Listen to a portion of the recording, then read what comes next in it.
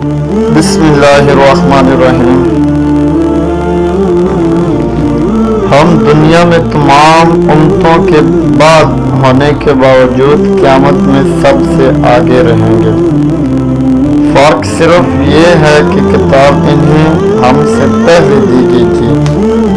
یہی جمعہ ان کا بھی دن تھا جو تم پر فرض ہوا ہے، لیکن اس کے بارے میں اختلاف ہوا اور اللہ تعالیٰ نے ہمیں یہ دن بتا دیا، اس لیے لوگ اس میں ہمارے تابع ہوں گے۔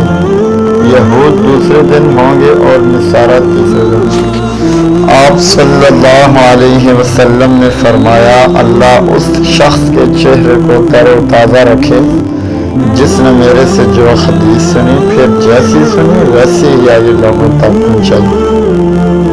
اچھی بات کا پھیلانا، اچھی بات کا دوسرے تک پہنچانا یہ صدقہ جاری ہے۔